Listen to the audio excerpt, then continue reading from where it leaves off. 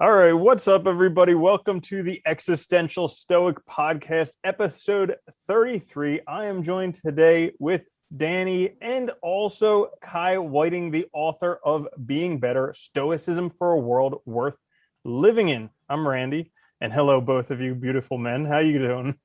What's up, I'm so Randy? much better being called a beautiful man. You just made my day. There we go. That's what we are, So, three of us. today we're going to be talking with Kai, and Kai has written an absolutely phenomenal book. Danny and I both read it in less than a week. It was one of those books that you really can't put down. And I challenge It anyone really was, yeah. I would challenge anyone just to read the first chapter, because that's like the litmus test for any book. Like if the first chapter grabs you, it's a good book. And this first chapter at least grabbed me, and I just kept on reading and reading. So it's a pleasure to have you here, Kai. Thank you so much for joining us. You're very welcome. I must say I co-wrote it. I can't say that I wrote it. So Leonidas Konstantikos was the Well, co-author. Yeah. that's so nice of you for being generous enough to point that out. We were going to totally dismiss that and just say that you wrote it, but that's okay. We're going to give you all the credit, but now we're just stuck with this. No, yeah, it seriously was an awesome book, though. I think we were both really impressed. I had mentioned to you in passing that I really thought you struck an awesome balance between accessibility for the reader, for any reader, I think, and also like philosophical depth and value, which I really thought was cool. And I also just liked seeing how you worked through kind of your own stoic journey in the pages. It was really interesting. You know, actually, if you don't mind me asking, like, how did it all come to be? So I as I imagine it from what I gathered in the book, right? So you started sort of exploring stoicism, the book idea, and the sort of putting this into practice in your life was kind of all around the same time, or did it happen differently? Or I mean, a good book comes to being pissed off about something, right? So I was pretty annoyed. Leo and I were pretty annoyed that basically you had two spectrums generally. It was either really academic or it really wasn't. And then even when it was a really good book, the focus was the dichotomy of control, which is literally Epictetus 1.1 of the Discourses, which means Stoicism 101. So we dedicated a lot of popularized books, and it is only popularized books with dichotomy of control, to lesson 101. It was like, if you don't understand this when you walk through the door, don't come in the door. So we're like, how is it possible that the majority, even if they're called something different, I don't need to name names, but how is it the majority of our focus in this is not in your control, but this is? It's like, well, yeah. They were like, yeah, duh. Like this is 101. Like this is it. You come in, and the first thing I'm going to say to you is some things in your control and some things are not. Understood? They would then nod their head and go, right, let's start at 102. I mean, and we have books and reams of material on that. Drive me no, crazy. it's something that's really annoyed me about the whole popular philosophy books is so many of them don't really actually do anything. They really like latch onto one idea and they just beat the hell out of it for 200 pages and then do the same thing again and again. I don't understand how they keep selling and what these people think they're really getting into, because they're not reading any of the real sources, or nor are they actually exploring any of the lives of the individuals or the ideas in any significant way, at least in my opinion. So that's how it started. Basically, yeah. Well, that's good. It was it's a good that, sign. that was what it was. There was also there was a lot of Broics, which is a very useful portmanteau of men who were claiming things like Stoicism was only for men because virtue comes from the word via, which is man. It was like, yes, but that was a translation of the word arete, which means excellent. And the example the Stoics used, not only Stoics, but which they did use, was the knife, which was neither feminine or masculine in any sort of real sense. So that was also kind of like to push back. So we pushed back against the idea that it was a white dead man philosophy, because Zeno wasn't white, nor was Cleanthes. They weren't really white people. The concept of white or whiteness didn't exist in any way that we'd recognize today. So we also wanted to push back at that idea, because Zeno's an immigrant, Cleanthes is an immigrant, right? So it was like, yes, this is just for Silicon Valley people. And we were kind of making the point that contemporary Stoicism, quote unquote, is a reflection of those who are writing it. It is not a reflection on the ancient Stoic ideology or ideas. I'm not going to say that Stoicism doesn't have any ideology. That would be a very superficial reading. And I'm not saying that my reading is the only reading of the Stoics or the right reading, but it was certainly like, well, it's just a mirror image. Even if you're Christian, your beliefs of what the Bible says more about you than it does about the Bible. No, I think it's a good point. I absolutely agree with that. I think, it's, if you're a philosopher, right, you're never 100% right. You can't ever claim that. So it's always Well, up you for shouldn't grabs. claim that. You could claim it, but you shouldn't. Yeah, it's true. Kai, one of the things that I really liked about your book was I've read a whole bunch of popular Stoicism books, and they all kind of rehash the same thing. I feel like if you've read one, you could pretty much say you've read all of them. But with your book, I learned so much more about Stoicism than anything I've ever heard in any other book. I learned about so many different Stoics, and it just kind of opened up Stoicism in a way that I haven't seen it before. Yeah, that was fun. I remember you mentioned that to me too, because I was like, I never thought about that because I have read I've read the actual Stoics. So I was like, never really dawned on me, and I don't really read the popular, but yeah, it's kind of funny because they covered so many different individuals. That was excellent. I like that.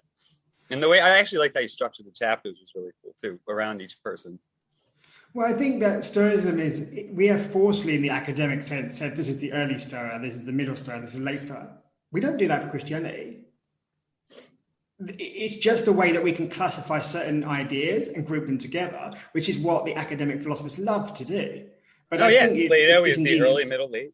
It doesn't make any sense. No. So we wanted to show the journey, because a lot of people go, this is what the Roman Stoics believe. And like, well, where did the jump occur? And I had never read in a non-academic book where the jump had occurred between the Greek ideas and the Roman ideas. And it was like, no one had ever written that. And I was like, if you claim to know something about Stoicism, you need to know, one, where these ideas came from and how they transformed along with the societal norms of the day. Because that is fundamental, because then it will tell you why we shouldn't be going around quoting all the time as if I've been quoting Marcus Aurelius. Well, yes, but why did Marcus Aurelius say that? What was the context? And people don't really reflect on that. And that's not a criticism to the general public. That's actually a criticism to, again, authors that don't point that out. So we wanted to put Zeno right in the context, and imagine him sitting on like the docks going, I've lost everything. What do I do? Oh, I know, let's go to the Oracle.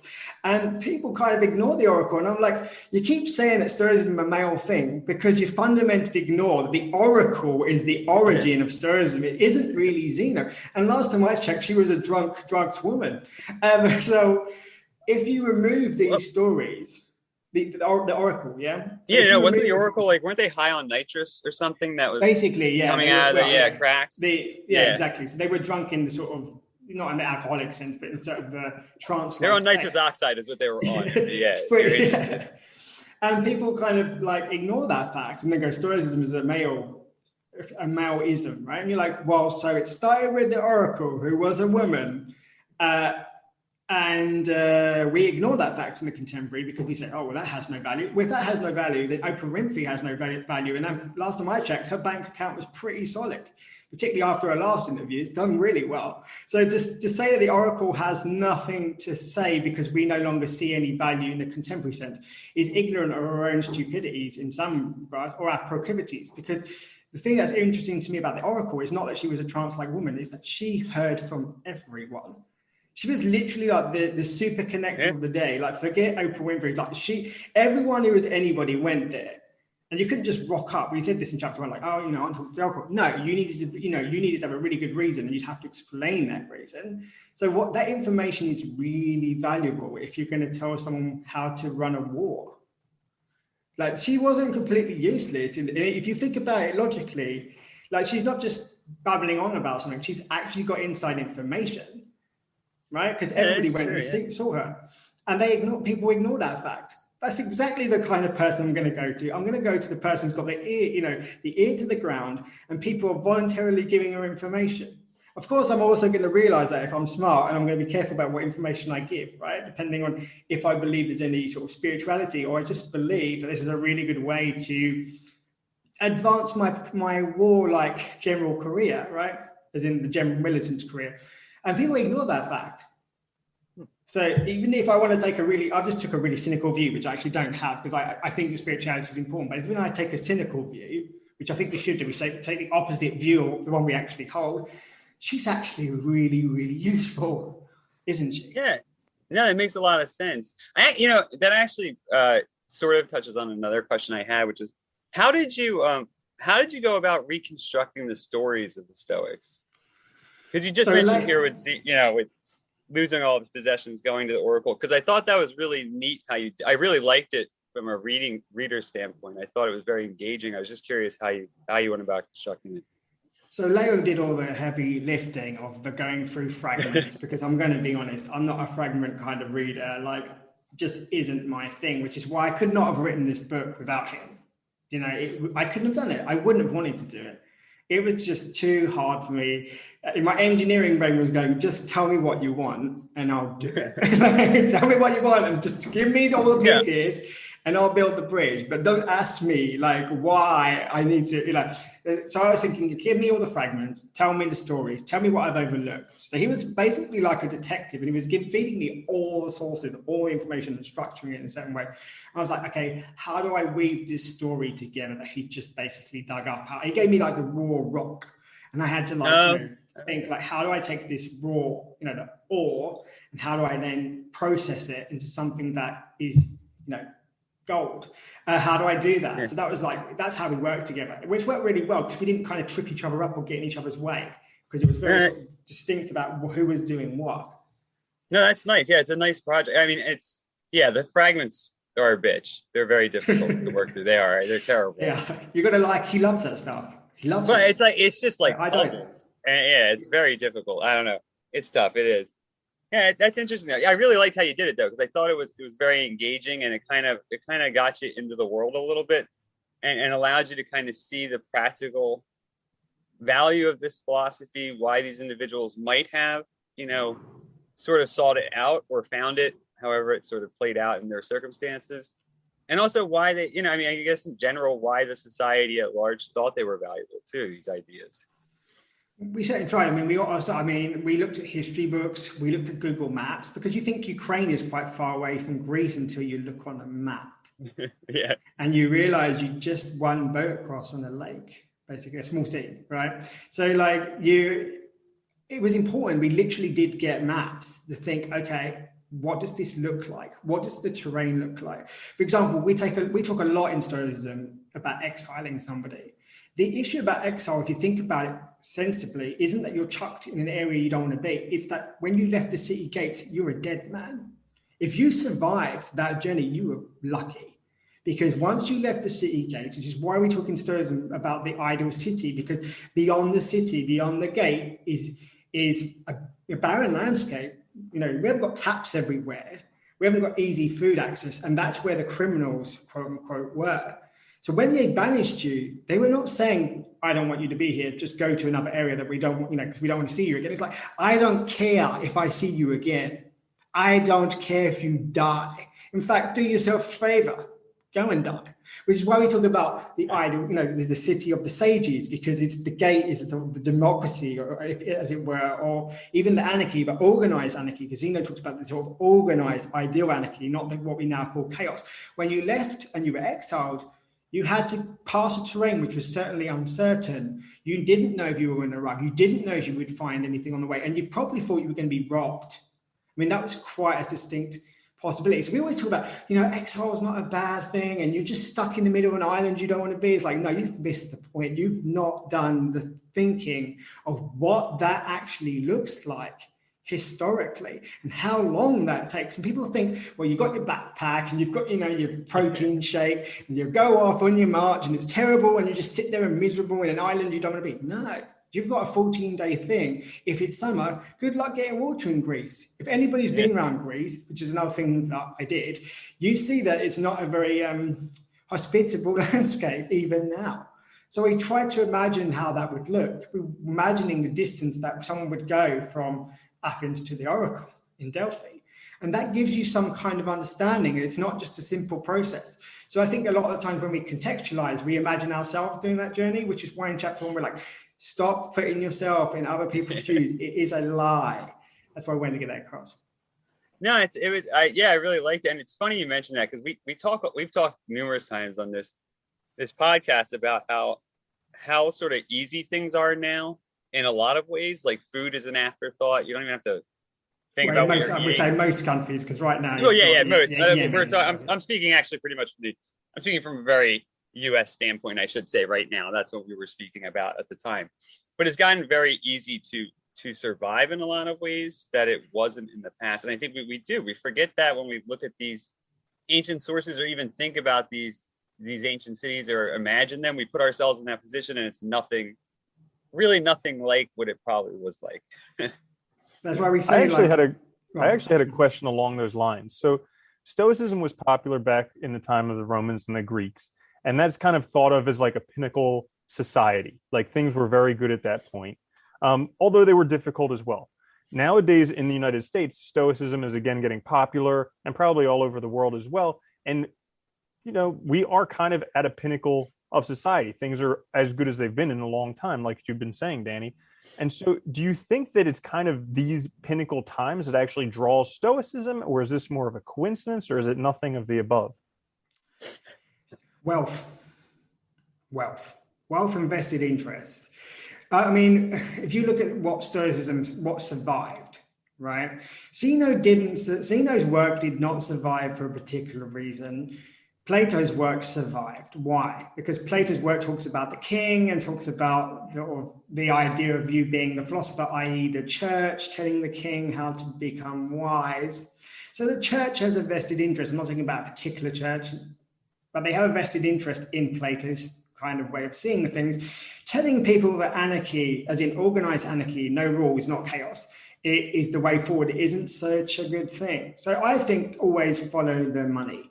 And I'm like, is Stoicism popular because it helps, me, you, Randall, and Danny?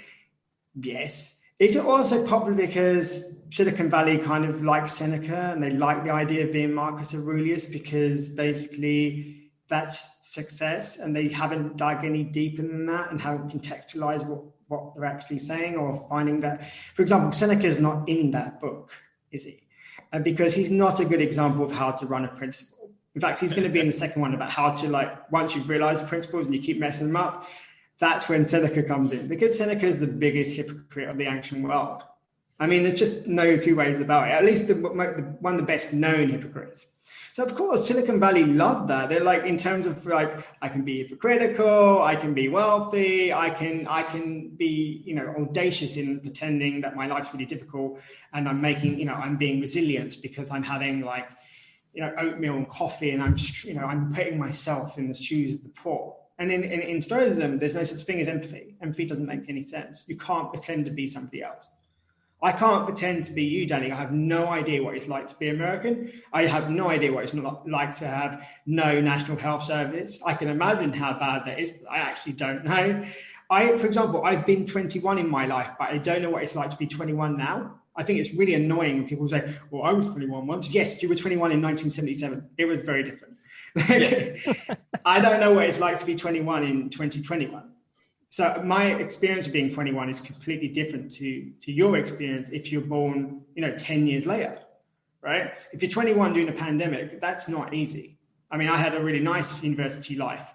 They didn't right now. They don't even know if they're going to graduate. So I think the idea is, instead of trying to empathize, which is still about you, I'm going to put myself in your shoes. It's like, okay, just tell me how your feet, do your shoes fit well? No, why not? That's called sympathizing. That's called listening. And we don't do enough. No, I think that's too true. We really don't do enough. I think because we do like thinking about ourselves first, and I think you made a good point too about Silicon Valley and this idea of wealth and finding in the philosophy a superficial reading that allows them to kind of continue doing what they're already doing, but making themselves feel better about it. I think there is a lot of that in popular philosophy too. And I had another question that was on that line of thinking. I got one. Go ahead. So your book, the subtitle of your book is Stoicism for a World Worth Living In.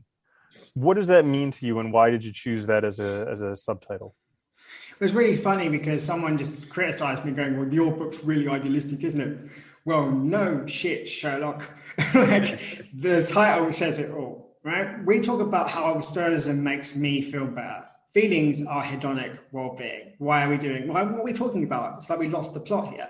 So the idea was like Stoicism fundamentally was to make yourself better, to give yourself headspace so you could be a better person in the world. In fact, people were mocked and called idiots, right? If they were very privately focused individuals. That's where the word idiot really comes from. So it was like, what is Stoicism for? It's like, no, I want to be calmer when someone puts extra, I asked for oat milk and they gave me cow's milk in my coffee. And you know what? I didn't shout at the man. I was perfectly calm. It's like, what are you on? Like, you really, honestly, that is Stoicism in a nutshell, the way it's being applied. I'm like, are you? Yeah, it is.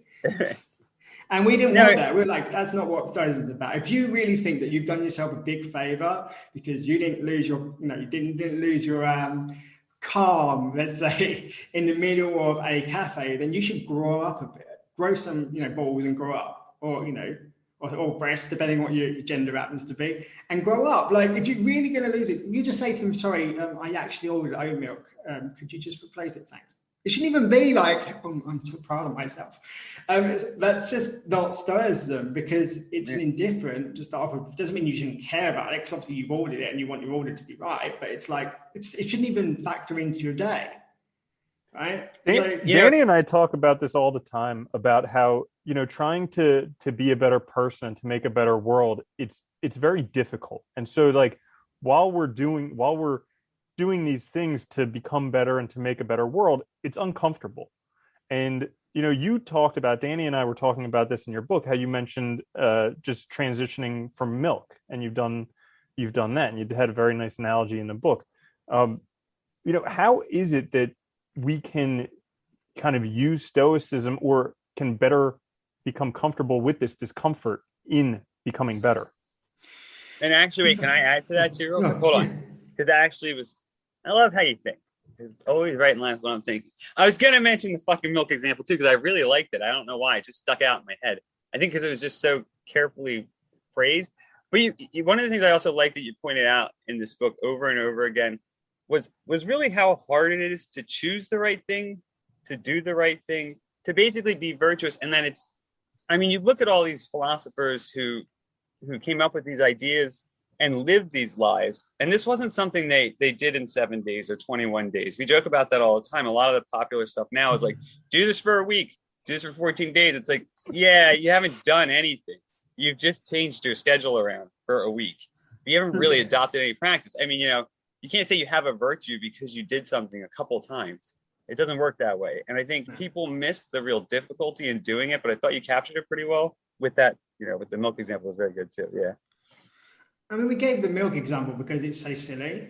It's such a silly example. It's such a typical sort of middle class issue, and one that, I've had to negotiate and deal with and be like, okay, so what do I do? Actually, now that I don't drink much milk, I get lactose intolerance. It actually affects my health, which is funny. I really love ice cream, and I really couldn't eat even if I wanted to, because I'm like, oh, that would make me ill. But yeah, it was such a silly and frivolous example, but at the same time tells you exactly how you have to think about the problems, regardless of what. But I think that's what I liked about it, though, was that it's seemingly frivolous, silly example, but it highlighted the amount of effort and thought you're putting into literally every decision all the time.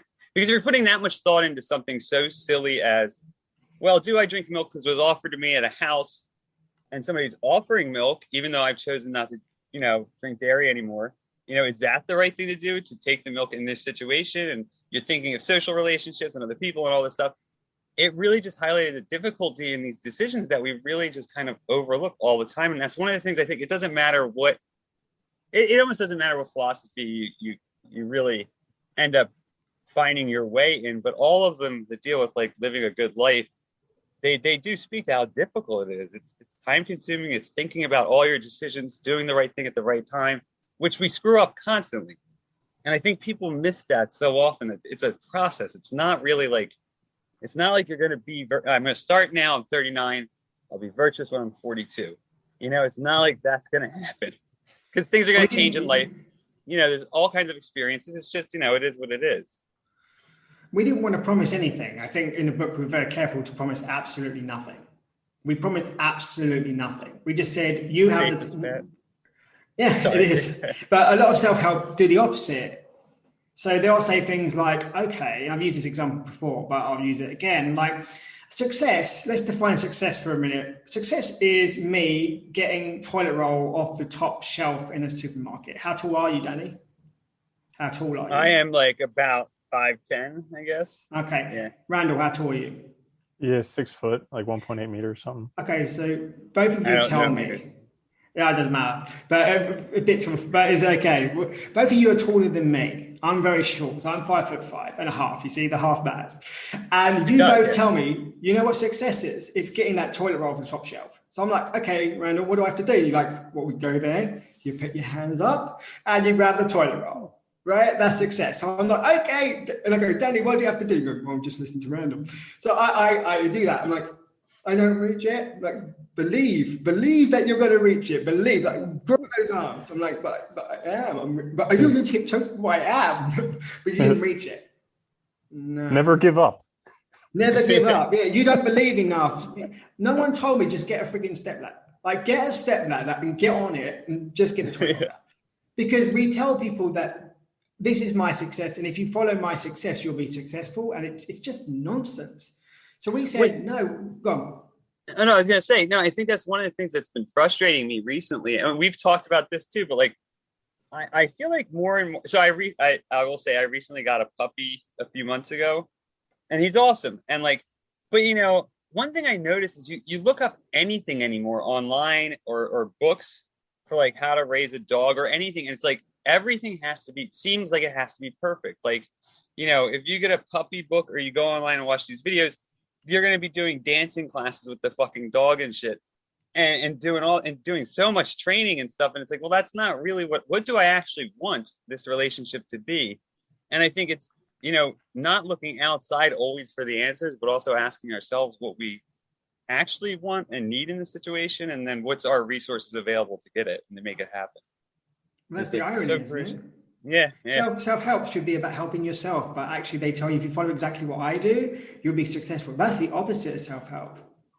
So we wanted to create a self-help book by definition, like literally the definition of the word self-help. Like we will give you a framework that you will use to interpret your own life, because we don't know your own life. We don't know how to solve your problems. We don't even know what your problems are. So let's just give you a framework with some principles and some concepts that you can work with. And you go and run with it, and how you run with it is up to you. That's the definition of self-help. But most self-help books go, no, if you do exactly what I say, as long as you know what's in your control and not in your control, is everything's going to be great. I'm like, you're laughing at it because you know it's true, right? Yeah. It is. It's so true, though. Oh, my God. It's ridiculous. You know, I like the way... So, I mean, Danny and I really enjoyed reading your book, and I like the way that you present each chapter, and at the end of the chapter, there's kind of a question or a few questions to where you can go into it deeper. And I found that like by actually taking the time to answer those questions in a journal, it helps really, you know, figure out the self-help part of it. And that's a really brilliant way to do it. Yeah, it was actually really effective. I like that a lot. It was a nice tool. It wasn't overwhelming, but it was a nice tool to kind of keep you thinking about what you had just read in a reflective manner, which was really helpful. I also would tuck it out of the way because some people wouldn't want those questions, right? And some people would want those questions at the end. So it's like, how do we basically give someone a tool that if they wanted to completely ignore, they could? Because I was like, we didn't want it to be like, you have to follow these questions either. Like personally, I don't like those kind of questions until I get to the end. So I would find it actually personally interrupting my flow. And then I would go, so I was like, how could I just chuck them out of the way so I could even serve my own purposes? I was reading my own book because I don't like to put too many questions like this in a way that makes you think too much about yourself until the end, because I like to read, well, when I was writing with Blair, we wanted to be like, let's give the questions that we've come through, like the process that we've walked through, or the things that we think Zeno walked through or Spheris walked through, but let's leave the self-reflection to the person in their own time, because we didn't really want to hold their hand too much. It was just like, it's there if you want it, and if you don't want it, then great. And that's the kind of, we also wanted to create a book where you could read one chapter, and if you didn't read any more, that was fine too, because it really irritates people when people say that you have to read the whole book. So, well, if you want, if you read chapter one and that's enough for you, then that's great. Like, I'm not going to force anybody to read any book, which is also why we wrote it quite short. Like, the biggest criticism we've had is it's really, really short. I'm like, Right. I thought the length was awesome. Look, I'll be honest. I'm teaching a seminar on Nietzsche coming up in the fall. So I was ordering books, and I ordered 3 books from Oxford to review. I'm just giving you an example. 2 of them were like 150 pages. One was 550 pages. This guy just goes, and I was like, I don't even care what he says. It's not important. I'm not reading this. My students aren't going to read it. Moving on. Like, it's gotten to the point where I don't know. It's just like how much we both read an insane amount. I love reading, but at the same time, it's like, if you have a good idea, you should be able to present it in a reasonable amount of space where it doesn't get worn out, tired. And, I think you could spend, you could obviously make the book 1,000 pages if you wanted to. There's a lot of information, but you also, I think you made good choices, and you kept it a really good length where it was like fun to read. It didn't feel like a huge chore. You know what I mean? If that makes sense. We want it to be like an airport book. I mean, it would be a luxury if it does go into airports. But basically, if you got delayed, one of those really crappy delays where they kind of like, you're not long enough to have a nice hotel and a fast food restaurant voucher, but you're there long enough to be pissed off and think, ugh. So we wanted to go a book where you could go and go, and you could read it and actually enjoy the 4.5 hours, 5 hours that you were stuck somewhere. So we're imagining that person. We didn't really want to think, and then they've got to get on the plane, and then they've got to continue to read it, or because people. I went into me like you can sit on and read it on a plane. You can sit on that delay, but I didn't want people to take it everywhere they had to go and then make decisions about, I should read it because I wouldn't be like. It's 5 hours of your life. If you really, read it, you might go reflect, not the greatest reflection you've ever had, but you've got 5 hours. Can you read it in 5 hours if you're a native speaker? Yeah. And we also wanted non-native speakers to be able to be like, it's short enough for me to give it a go. Yeah. Because that's really important to me, being in Portugal right now, for example. It's a good reason. And I love the length. I don't know. I don't know if I'm getting, it's just tired of the overly long, complicated stuff that I don't think does much help. And I think it's like those 2 ends of the spectrum. You get this really academic writing that is so dense, and unless you're really an expert in the area, in that specific area of philosophy, will make 0 sense to you unless you really do study in that area. Or you get these popular philosophy books that are so empty, there's nothing. And it's like, yeah. I feel bad for the people buying them, thinking that they're going to learn anything about philosophy that's valuable or that would even help their life. And it's like, I thought you guys found that middle ground really nicely that worked well, because it's very hard to get people to, it's funny. I see this in my classes all the time, because, it's like trying to show them and just trying to get them to think carefully about their own life and how. And one of the things I think you made a good point in the book was that each of us can make a difference in our own little area.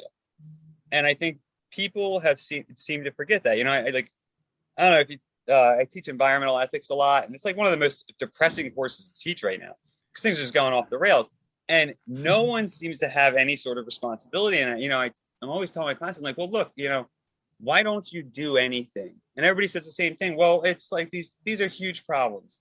What am I, how is my action going to help? I was like, but if everybody has that attitude, well, it's definitely not going to change. That's 100% accurate. It will not change if we all have the attitude that my actions don't mean anything.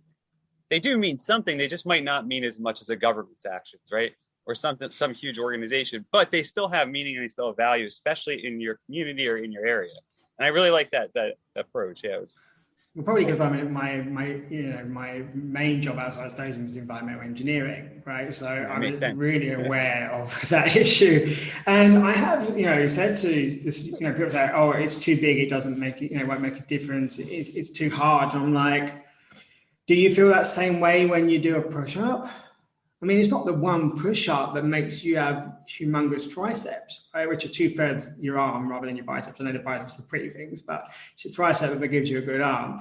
I mean, I've done enough push-ups to know that. So it wasn't the first push-up that gave me the triceps that I like to have, and the fact that even though I get 5'5.5", I have to actually wear t-shirts that are large, right? That's quite rare for somebody of my height. And actually now I can't even fit into large t-shirts anymore, which is becoming problematic.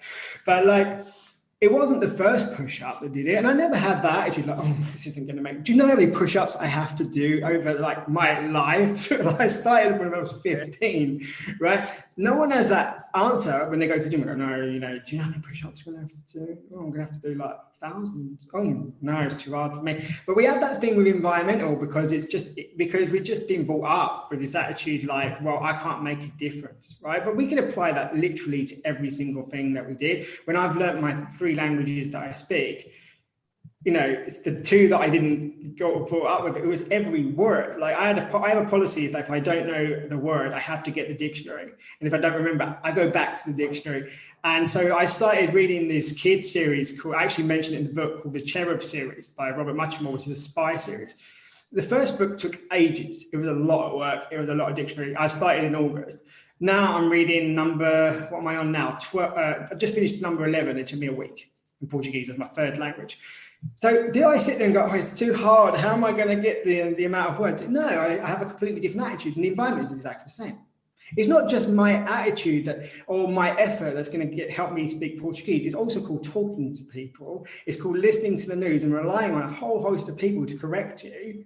It's not that I could just magically sit and become a Portuguese speaker, but we never had that attitude because we just talk differently. But that attitude applies to everything. I think that's the difficulty, right? Because you have this complicated, I think, kind of balance between like, if I say I can't do anything, that's an easy excuse. I don't have to do shit. It's easier. Nothing changes. My life stays the same, whatever. If I accept responsibility and I start taking action, then my attitude becomes a huge factor, because how I look at it will really determine my success. If I look at it as little steps, if I look at it as being possible through small action and through really, accumulation over time, I think is really the way to do it. But I think so much of us miss that because we're also kind of at the same time with technology, there's a lot of emphasis on self-teaching and this idea of sort of like going from nothing to something all on your own. And it's like, well, that's never really true though. It's not like encouraged. Yeah, you have to be encouraged. You have to have resources. You have to have people around you. You need, a language. You have to have a ton of different stuff to actually be able to speak it and figure it out and work through it. But anything really, any skill or anything. And then you find stuff. I think we forget too that we find things along the way. Things come up that, make the process better or make our action more powerful or whatever, as we're moving forward, that we never would have had those opportunities if we didn't start.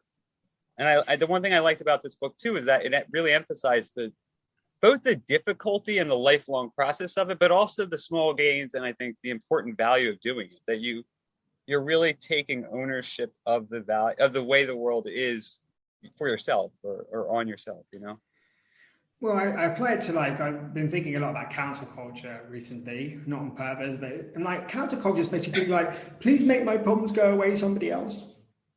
It's not about, it's about, because if you think the worst thing that can happen to you is someone makes you feel bad, then you want your safe space, right? If you say, hang on a minute, I mean, there's a line here. So I must emphasize that not everybody who wants a platform should have a platform for obvious reasons. Inciting of violence would be an obvious example where that person certainly shouldn't have a platform.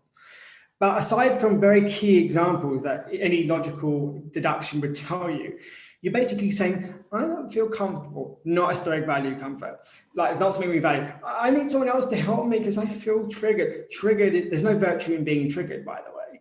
Because if you don't face the thing that makes you uncomfortable, you can't sculpt the rock that you've been given into something that is of value. And this is the whole sort of cancel culture, is like, please somebody else make it go away, which is exactly the same thing we say about the environment. Please somebody else, a government, somebody, Coca-Cola, like some other company that's evil.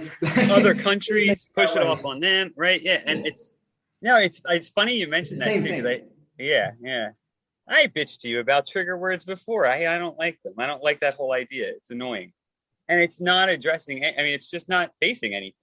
It's just wanting to turn away from everything that is difficult or uncomfortable in our life. Literally everything that causes us any discomfort.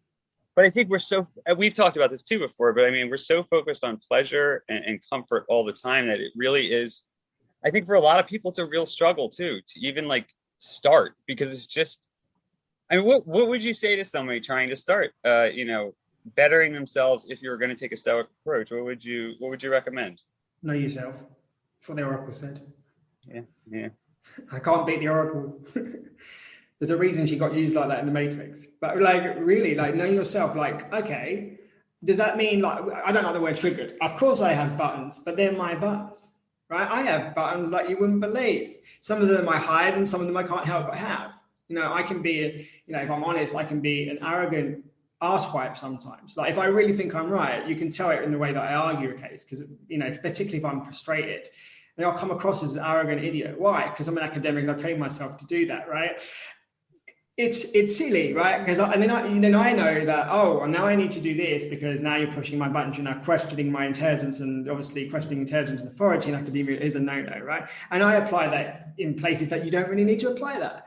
So I know that I can be a dick. Like, that's really important to know that, and to know when and why you're doing it.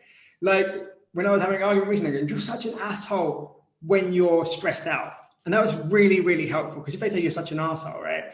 I'm like, of course I'm not an asshole.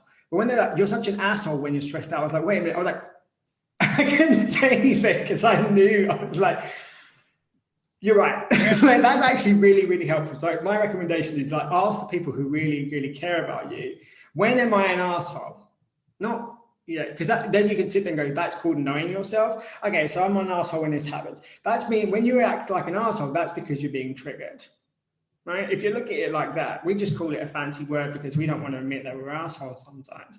But if you said, no, that's when I'm triggered, that is when I'm showing you that I'm a knob, that's when I'm being used to. I wasn't going to swear, but you started. So, like, I thought it was out the window in the beginning when I heard, like, two swear. I was like, there's no way kids are going to listen to this. But, like, basically, if I don't recognize what things make me an asshole, I then hide behind the word trigger. But trigger means, this is how I turn into when I'm upset, and that's called being an arsehole. Instead of dealing with my arsehole, nature that comes out and rears its ugly head every now and again, or more often than I'd like to admit, I'm going to blame somebody else. Arsehole behavior, another arsehole behavior. Basically, you're just cultivating your inner arsehole, which, like, literally, you're just getting worse and worse. And that's what we're doing. We're creating that. It's not just like we're using the wrong words. We're going, these people are snowflakes. It's not snowflake, it's arsehole. Not always. And again, there are people, that, should certain people be given a platform to abuse minorities just because? Of course not. Should we protect those people? Of course. We have laws that do that. We have an obligation to do that as Stoics. But there's a difference between, say, being triggered, for example, saying, people get triggered because I might say, this is not my belief, but I could say all trans people are not really the gender they want to be. They're actually what they were born like.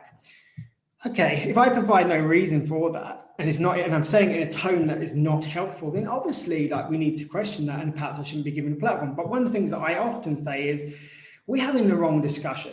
There are women that have doped and they run a race. And when they get caught for being doped, they are no longer able to run said race. Women who were born in a different way have effectively doped. They should not be allowed to run, not because they are not women, but because they have effectively doped. Why are we having a different conversation? That is the reason why certain individuals who have gone through, quote unquote, malpuberty, which is, I think, the scientific word, but let's say in case somebody triggered something else, they've gone through a puberty that doesn't align with the puberty they would like to have gone through. That's the discussion. What is the impact of the puberty? Not their identity. The fact that they're male or female legally has no bearing on how fast they can run a race. So why are we having the discussion in terms of identity, for example? We should be having, for example, there was the sprinter, the US sprinter, Marianne, I can't remember her surname, it's gone out of my head, but she was found guilty of doping and she had her medals stripped from her. In fact, Russia couldn't send a whole load of people to the Olympics because of a doping scandal, which was in Icarus. If anybody saw that documentary on, that was a good documentary. Netflix. I recommend it if people think. And it seemed like they sort of definitely did it, though. Also, yeah, I mean, it was pretty much proven. And so, why are we having this conversation? Why are we saying, for example, that certain people can't run in a female race because they're not women? That's not really the argument here. These are women that have doped.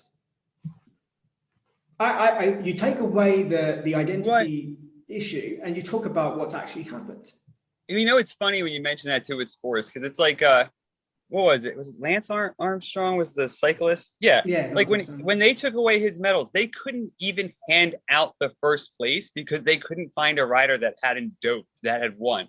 And it's like, dude, if that's the case, I mean, just change the rules of the sport then, and either let everybody do it because they already are, or do something different, I guess. But figure out what the problem is, I guess. I don't know. It's like, are we asking? Exactly. Are we demanding too much because we always want it to be faster and better and more exciting? And it is. It's interesting. I think it's really looking at all these different.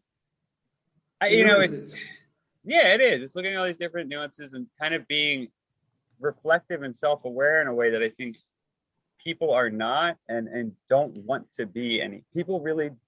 Because then you have to solve the problem, right? If I blame identity, I don't actually do anything because your identity is yours. I'm actually saying that these women, they're the problem. Instead of saying, look, for example, in the Paralympics, if you know the Paralympics, you know that people who are more able-bodied, and some people are very disabled, but they are more able-bodied, they have a different category. They are put in a category and time is added on or taken away from them. For example, if a person with 3 limbs, right, races a person with, say, 2 limbs, that is actually factored into the calculation. So you don't know who won the race in the Paralympic swimming until the end. Like, really, you have to wait till everybody finishes, and then they calculate it based on a fairness factor. It's not necessarily the person. They really do that? I had no idea. They have to, because no 2 disabilities are the same, right? It's not. It wouldn't be fair. No, yeah, it wouldn't make any sense. In swimming, because swimming is it's not all of them, but in swimming in particular, and certain categories of swimming, they do that. So why can't we do that for these women that don't fit which has been historically seen as women, right? Why don't we say, okay, their hips are this size, their hips are male, and that tends to give a 10% advantage, so they can calculate it. It's going to be complicated, but it can be done. Okay, they don't have any muscle mass advantage though, because they never went through a biological male puberty. So because they say they took hormone blockers, for example, so they don't have the muscle advantage, right? So in a weightlifting event, they won't have an advantage. And if they do, because they happen to be a weightlifter and then changed their identity, we can factor that in. We can say, right, their muscle mass, because we know that there's machines that tells you your muscle mass. Their muscle mass is, let's say 15% more than what we would expect. Not the average woman, because we keep talking about the average woman. I don't even know why we're having that conversation. But we are talking about elite women here. We are not talking about the average woman. We should stop this discussion. It's a misnomer. So you say, what is the most elite? For example, the woman who won last year, what was her muscle mass ratio? Okay, the woman that is a different kind of woman. What's her muscle mass? Okay, we need to factor that in, and you do a calculation, and everybody can be in the category according to the gender that they really identify with. I don't see why that's complicated. That involves hard work and calculations and science, but we don't trust science these days. So let's just have an argument that doesn't even make sense, and then get on both sides like these people aren't really women. Does it matter? Is that what matters here? Because to me, it's about fairness in the sport example. If we're talking about prisons, then that's a different issue, right? And it's not an easy issue, but it's not unsolvable if we take away the silly issue, which is who's a woman and who's not. I mean, it's not for me to say who people are, and actually talk about the consequence, the social problem that we need to solve because people want to identify in a certain way. We can do it. I like what you say there in addressing whether it's solvable or not, because I oftentimes talk about something that I read in Rich Dad, Poor Dad, where poor people will say I can't afford it, and rich people will say how can I afford it? And it's the same thing with, it seems like what you're talking about here, where a lot of people are just like, it can't be solved, everything's wrong, where you're looking at it like, how can we solve it? Yeah. And what's the actual issue, right? I mean, because if we don't know the issue, we don't even know how to start addressing it. And I think it's funny too, because we do all this, it's funny. You look at they always call it, like, I gave you an example in environmental ethics. They always call it the Pacific garbage patch. You ever hear of that? Yeah. Which is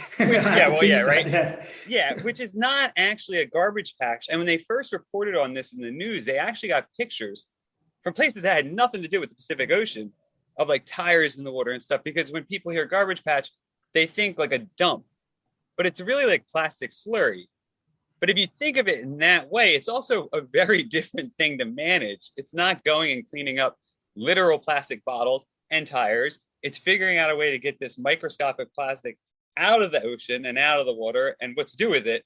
And it's a ton. It's a lot of plastic. So I think it's funny, like if we don't even have a clear grasp of what the problem is, if we don't even understand the situation, we'll never address it. But once we start thinking in the right way, and I think that's what I liked about the book too, the highlight of just like, look, once we start thinking in the right way and applying this, you start doing it. I think that's true of any practical philosophy. You start doing it more and more in your own life and things improve. But it's not a straight, I think a lot of these popular books are dangerous because they try and create a straight line to success. And it's not going to be a straight line. It's going to be a jagged line. You're going to fall back sometimes. You'll get ahead sometimes. It'll be difficult. And it's going to take a long time. And it takes hard work. And I think that's the thing that most people do struggle with, And you start out the book with just the tragedy of like the boat being destroyed. And like the whole idea of like that quote unquote failure was what spurred his success, and everybody wants to get to the success without that first failure that kind of spurred it on. It was just sort of it was a historic dig because I couldn't help myself really. We couldn't help ourselves. Whole Silicon Valley success, Silicon Valley Stoicism is become business entrepreneur. Zeno said that was the opposite of success. So okay, so we just had to like sort of from the gate be like, okay, what do the facts that we can gather, what do they say, and how can we make sense of them so that anybody would pick it up would go, wait a minute, this is not your typical self-help book. Yeah, I like that first story too, though, because I feel like we've all been there in one way or another in our lives where like you have this idea, you're like, yeah, this is gonna work, and then it all fucking falls apart, and you're like, oh God, now what? I'll turn to Stoicism. It'll solve my problems, and I'll be good. Yeah, no, I really like it. It was interesting. It was a good way to start it, though. I enjoyed it. We just had to, and also like I wanted to show you. I mean, this is a bit behind the scenes, but with you guys, I wanted to show you that I didn't just talk about making the world better in a book. As I'm sure you won't mind me saying, I introduced you to quite a few people to bring on the podcast. Why? Because I believe in your vision. I like the way that you guys work. I think you've been highly successful so far in terms of engagement. I'm really impressed with your listener engagement because you really talk into them.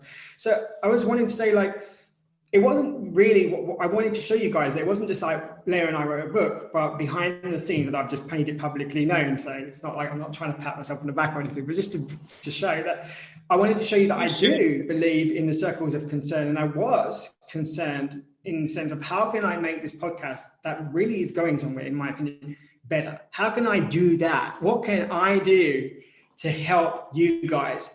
Which ultimately will help me because you'll invite me back on, right? So how can we do that? So I wanted to show you that it's not just in the reading or what I'm saying here, but it's actually like behind because you guys never asked me, oh, can you introduce me to anybody? I was like, do you want to be introduced to this person? Do you want to be introduced to that person? Do you want me to be introduced to the other? And you're like, yeah. And so we just did it because that to me is living out what I was saying. Like, I don't necessarily have the biggest platform of the self-help or the Stoic self-help community, but what I do have is I have the conviction that I have a role to connect you and to build my community, because it's only if we build together, there's enough space for everyone to succeed. It's not a zero-sum game. It's a theory. Game theory is a theory. Black and white is a chess match, literally. That's the only thing, black and white. And I wanted to show people that if I can have two things. I can be self-integrated. I want to go on your podcast and I want to use it to like promote my book, ha, ha, ha.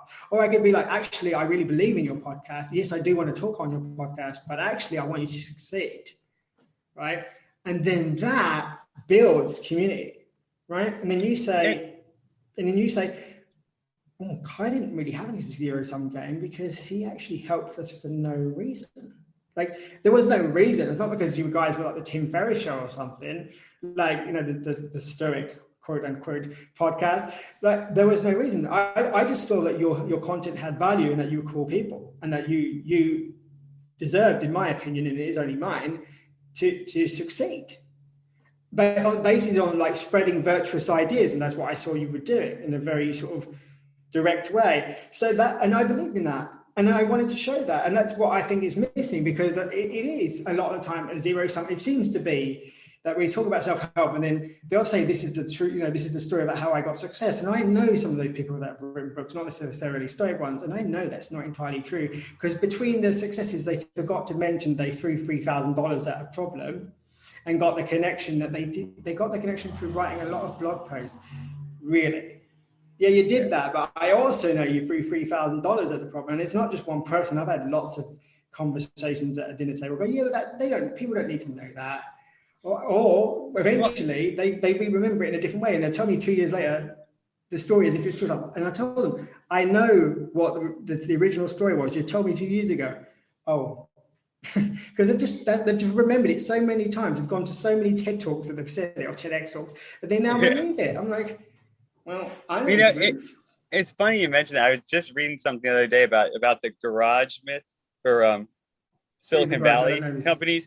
So all the Silicon Valley companies have this like a myth of starting up from like a humble beginning to like rapid success. Factually, Hewlett-Packard did start in a garage, and so did Apple. That is true. They were in a garage for very long. But so these companies, all these other Silicon Valley companies like YouTube, all these other ones, were trying to literally create myths about how the company started that were like appealing, and they played on this narrative of two guys or whatever, a couple guys or whatever, coming from humble beginnings, recognizing a problem, going out and solving it. But they never said, like in YouTube's case, they were in a garage for 5 months and they already had like $150 million in backers or whatever at that point. Like it wasn't a humble beginning in any stretch of the word. And I think it's just interesting that we also, I think a lot of times people like those stories too, so they believe the lie as much. And I think you start to miss something or lose something in the process. But I did appreciate what you did too, because I thought that was interesting. You were kind of living up to your values of doing that. I should also point that out, which was nice. It's good to see it in practice. Yeah, I think like the successes that I've had so far are because I do have a humble background, but I think that I've learned how to interact with people and value them, but not in the sense that you get the story like try and do really good things for good people and they will remember you. No, you also have to be at the same status. So if I do a massive favor for somebody who's much more, let's say a much more famous person than I am, they think that they deserve that, and they think that they're doing me a favor by just replying to my email. And then I'd speak from personal experience like years ago.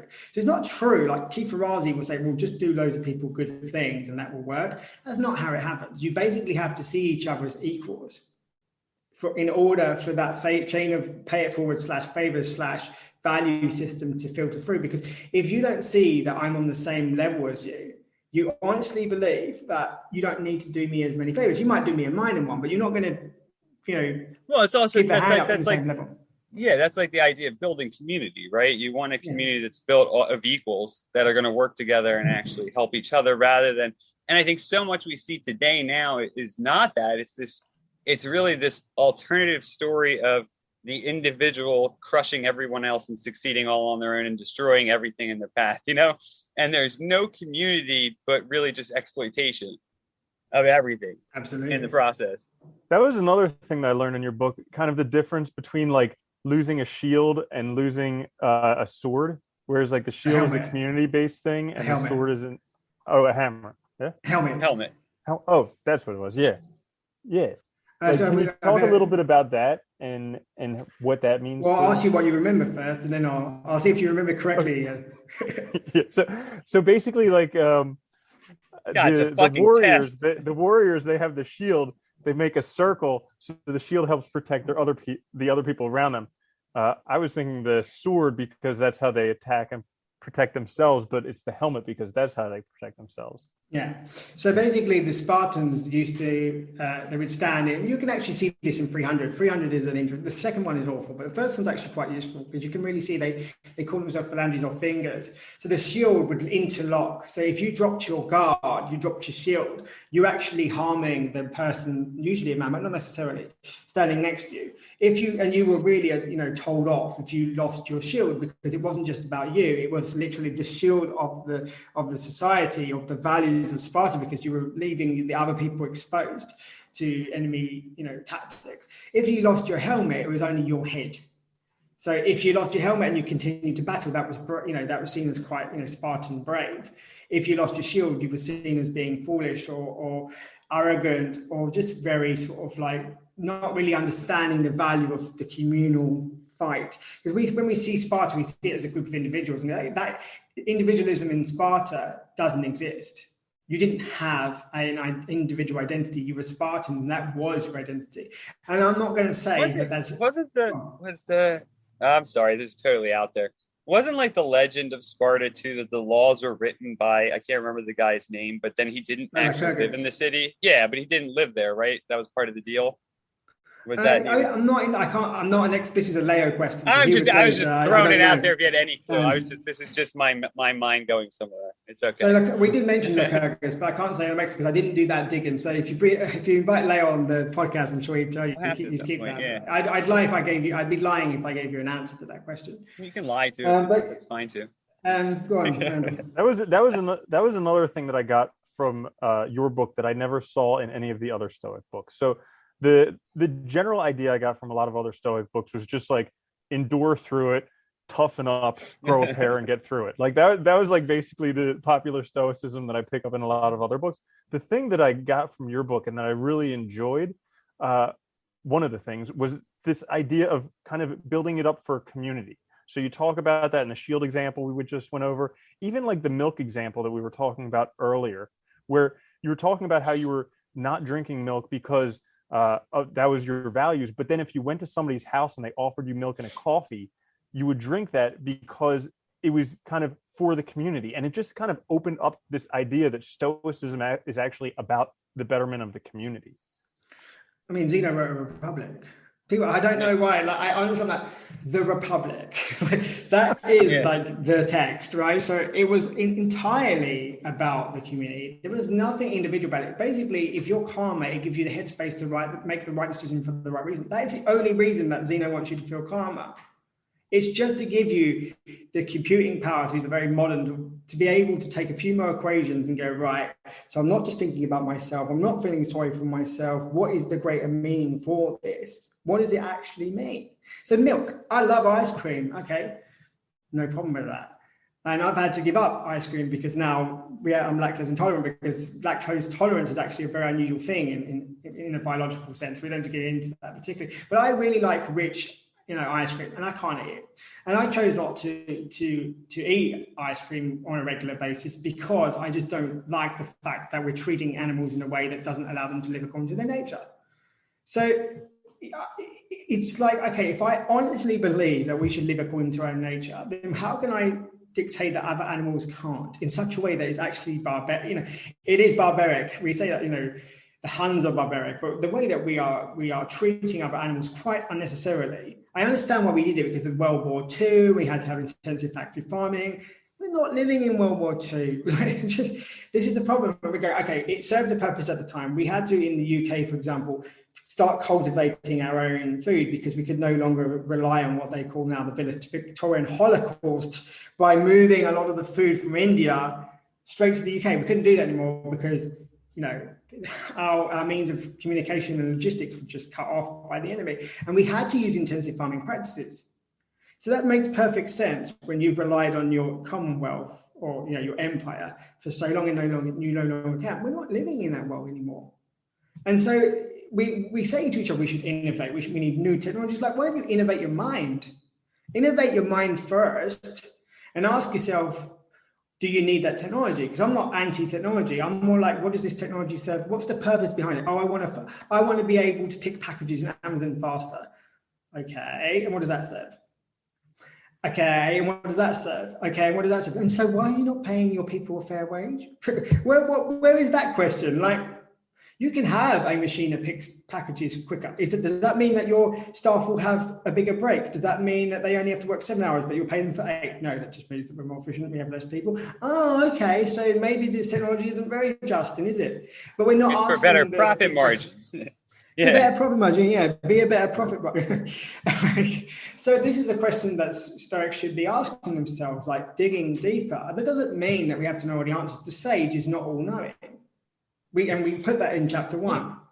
And I think that's also that was such an important point that you guys put in the book that I really liked was that, look, any approach to life, any kind of philosophy that's going to help you and be applied, you're not, I think that's the other kind of misnomer is that you're not going to be an expert, right? It's going to be difficult. And it's not like all the solutions are going to be readily available or even make sense. They might not even be clear right away. But if you at least start thinking about it carefully and thoughtfully, you start working towards it and things I think that's the other thing people forget is we talk about that a lot is things improve. If you start making those small steps, they do improve and they get better and things, like you said, right? A better world.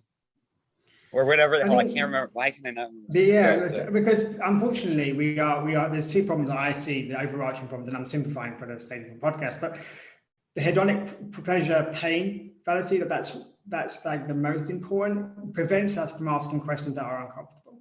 That to me is a fundamental problem, because you're not looking beyond like, how do I make myself a better person? And also the next problem is that we're consequentialist. So the Stoic example that's really easy to understand is if I drive a car whilst drunk and I'm lucky enough not to hit anything, am I morally correct? Now, in the eyes of the law, I'm perfectly fine, right? In terms of that, I didn't break, other than that one law. So I broke one law.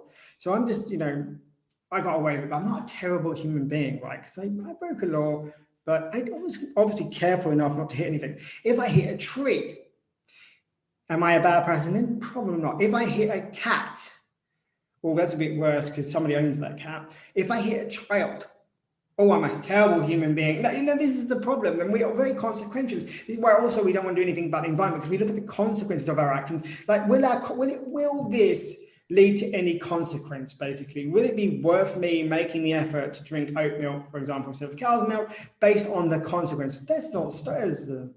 Stoicism says you were morally wrong the minute you got in the car, regardless of what you did. Because you knew, even if there was no law on it, you knew that operating machinery based on your own, when you drink, what happens to your own mind, even if there's no law, you knew that was wrong. And it's funny. Yeah, and I'm glad you mentioned it too, because the consequentialist approach too, you can also use that to say that you didn't even break a law because you didn't get caught. And you were only really guilty if you get caught. I mean, it's insane, but it's true. It's all about protecting yourself and protecting yourself from blame rather than dealing with anything. And dealing with anything about yourself. Did you want to jump in, dude? Because you looked at me. Yeah, I was curious what you thought, Kai. Do you think that a lot of the Stoics that you wrote about felt at the end of their lives that they were good Stoics? Or do you think that they felt that they would have had a lot to still work on? I think Seneca probably would. I was going to think. I think Seneca's quite interesting because he talks about he really wants to be the sage-like. I don't think he wants to be the sage, don't get me wrong. He wants to be sage-like, and he's like, the way he dies is so anti-sage. The reasons for his death are like, you spent your whole life saying you wanted to be sage-like. You couldn't be further from sage-like. He has the opposite of the ideal death, right? He really does. Like, it's all political, and it's not about really, and it's not particularly about virtue. It's more like, oh, well, Nero would order me to, and like, and he kind of like crashes and burns, but I think secretly he might hope that he did his best. I think Cleanthes would feel that he was a complete failure. I think he would say, I didn't do so much. I think Chrysippus died laughing, so he probably thought he did pretty good. So it's very difficult to say. I think like all of us can, at some aspects, can say, yeah, I did this really well. I think it's also sensible. It's not, Stoicism doesn't call for false humility. Stoicism recognizes, like, what am I good at? So I would say I'm good at connecting people. Does that make me arrogant? No, that just makes me honest. I think I am good at connecting people. I think I'm good at reaching out to people that I don't know. Am I good at arguing with people via, written? Yes, I am very good because I can calm down. Am I so good when I'm talking? Possibly not. Do I lose my shit too quickly? Yes, I do. What problem does that create in which circumstance? And I'm not listing my flaws to, again, be, Catholic about it, just to be honest. So I think, again, we go through this sort of false thing of, did I reach it? Did I not reach it? It's like, okay, where did you approximate? We're in progress. Where do you think that we still drowned at the end of the day in the Stoic sense, but where do you think you did really well? And where do you think you didn't do so well? And I think if we're honest with ourselves, so I said the only piece of advice is know yourself, know your flaws, accept your flaws. I'm not going to say I love my flaws. I don't love my flaws. That's just silly. But but I accept them. Like, okay, so I know, like, for example, that if I'm in a certain situation and somebody makes me angry and I get out the arsehole voice, and, you know, people who love me dearly go, you're taking an arsehole voice, then I have to think, like, where am I? Is that possible? Is that likely? Is it likely that I'm doing that? Oh, yeah, probably. Like, because I start to recognize the patterns in my own life. So that's why I said that I couldn't write a self-help book for somebody else, because they might show their frustration in a completely different way. They might shut down. They might do passive aggressive. I don't do passive aggressive. So I have a phrase to all my friends: the minute I stop shouting at you, be worried, because now I don't care. Whilst I'm still screaming at you and losing my temper, which is not good and is not a virtue, but whilst I'm doing that, I still care.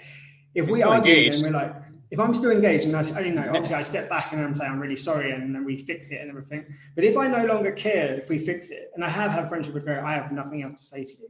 And I've said to everybody that I really care about. When I say to that, there's no hope at that point. If I have literally nothing else to say to you, there's no point. Walk away, because that's it. And it takes a long time for me to get there. But then I also recognize, okay, but when you were screaming at this person, though you cared, did you care in the right way, or was you just caring about yourself? And I had to come across this when my nan died, my grandma died, and my dad said to me, you know, sometimes we cry because we miss them selfishly, not because we cry because they died. And I really reflecting on that. And I cried for 2 minutes when she died.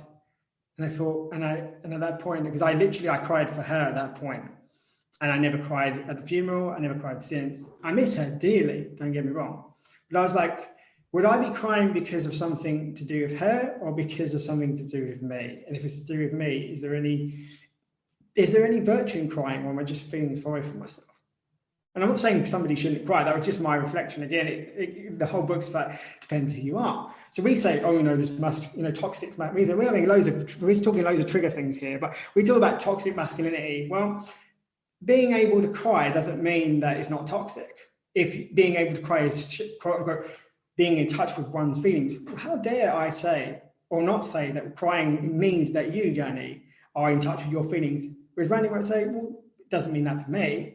It means I'm really angry when I cry. So, like, it depends. Yeah. We don't give each other space to be like, we just sort of classify, okay, if men doesn't cry, that's toxic. If a man cries, it's toxic. I've seen many men cry to manipulate, to gaslight their partner. I've seen it. Like, I've been there, and I've probably done it myself. Like, not necessarily intentionally, but I'm sure I've manipulated at times, and I've cried because I think that's the best way that I can kind of rescue the situation. I call it method acting. Yeah, but no, seriously. Fuck.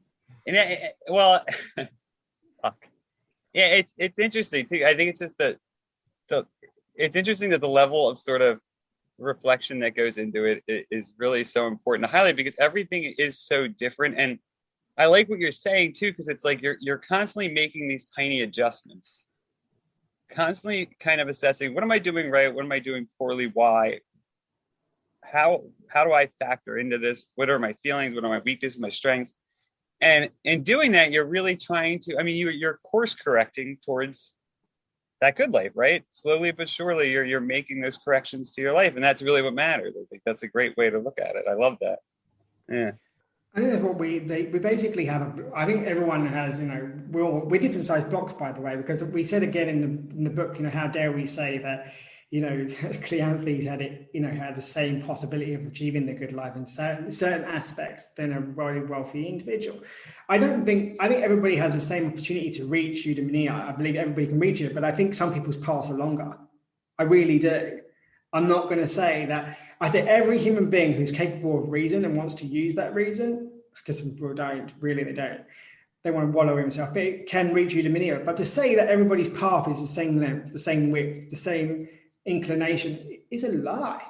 And then that's the self-help lie. If you do what I do, you'll reach the same conclusion. You'll reach the same level of success. Well, no. How?